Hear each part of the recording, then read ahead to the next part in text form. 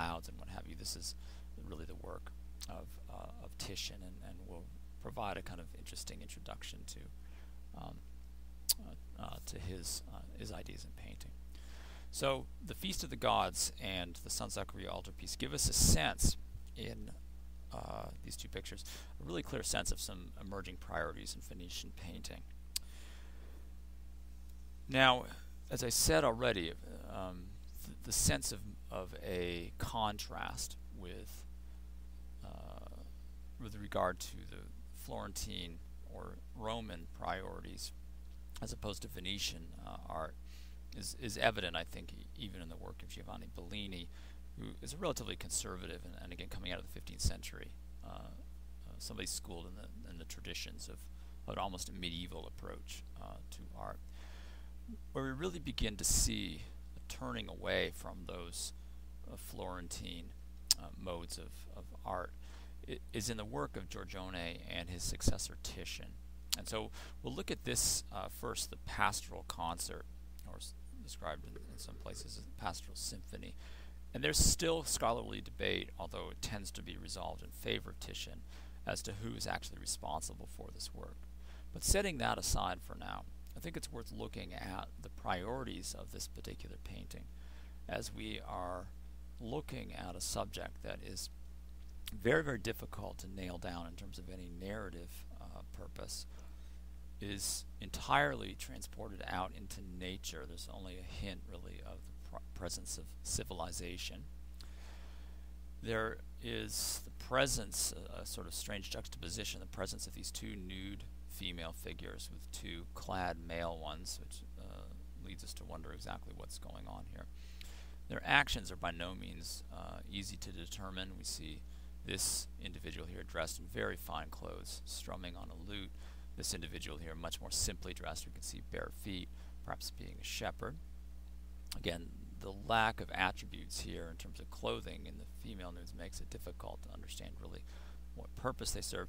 She holds a flute right here, and that probably is meant to be contrasted with the lute. The lute being a very complex and expensive and sophisticated instrument, the flute being associated with more pastoral modes of art making. By pastoral, I mean essentially art that's born of the country and that has this association with sheep and shepherds. It's a simple rustic kind of mode that's set in a place that is often described as Arcadia. Okay, Arcadia is a kind of never land out in nature where really shepherds just sit around and watch their sheep all day, play musical instruments. We can even see a bagpipe right here, and typically sing about love. And many interpretations of this painting hinge upon the idea of a kind of dialogue between what we might describe loosely as city, with these two characters right here, and country. Okay, so a more rural, rustic style house here associated with a shepherd, a more sophisticated architecture with this urban character here. And in that vein, perhaps it makes sense, therefore, that this figure turns toward what appears to be a cistern or tank of some kind with a crystal pitcher dipping into the waters, as it were, of inspiration. The key to take away from this is that, among other things, the subject matter is not very clear at all. That is to say, it's not intended to tell the viewer a specific story, but instead is intended to convey, again, an emotional state or mood of some kind. The forms are really suggested or implied rather than explicitly delineated, and so the painting creates form, a sense out of, in a very real sense, out of gradations of tone between lighter areas and darker areas. And it's also worth noting that it's painted on canvas, and so the rougher and more nubbly texture of canvas finds it's very, very effective in terms of depicting textures such as skin or implied sort of rough or nubbly textures of nature. So the pastoral concert is, I think, a very, very good indication of a revolution in art, and in many ways this painting, it's worth pointing out, because it eventually finds a home in Paris. winds up being very, very influential for many hundreds of years after its creation in the beginning of the 16th century. As we'll see moving into the 19th century, the artist Edouard Manet, for instance, very clearly draws upon this. Okay. When we look at the work of Giorgione, who's another successor really to Bellini, Giorgione da Castelfranco, and his painting entitled The Tempest, roughly contemporary again with the Pastoral Concert and the Feast of the Gods by Bellini, we see that predilection for ambiguity in terms of meaning and indeterminate narrative, the creation of a mood, the focus again on color to create the visual interest in a picture, as opposed to the disegno paradigm that's so typical of Florentine art. And the reason that is particularly applicable to this painting is that X-ray studies, in-depth kind of studies of the painting itself, have revealed that Giorgione was a very powerful artistic influence in the 16th century, particularly the first few decades of the 16th century. That Giorgione updated the painting as he went along, that there was not a clearly defined plan to which the artist confined himself to in the course of making the picture.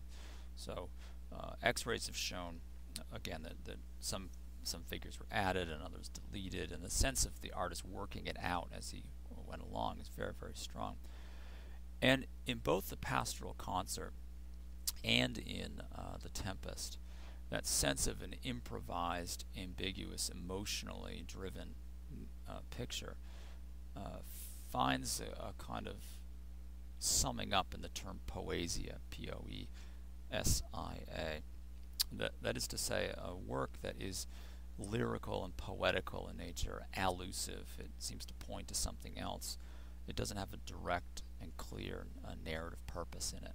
And The Tempest indeed has been the subject of numerous studies as people try to figure out, for instance, what is the relationship between these two figures, right? Why is this woman here mostly nude, suckling an infant?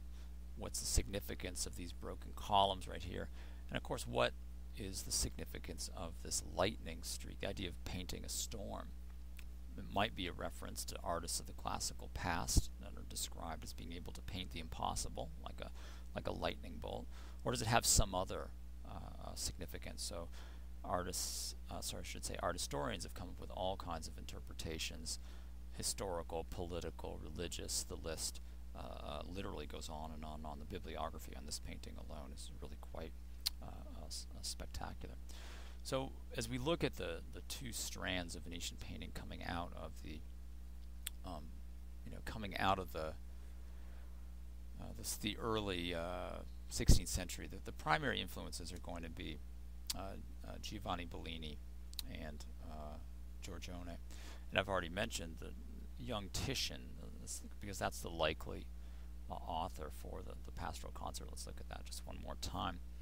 When we look at the Pastoral Concert, it's very clear that that Titian has drawn some important lessons from the elusive and enigmatic and ambiguous mode in which Giorgione worked. Titian rapidly, though, rises to the top of the Venetian art scene, and this is helped along by the death of Giorgione in 1510 and the death of Giovanni Bellini in 1516. And a good example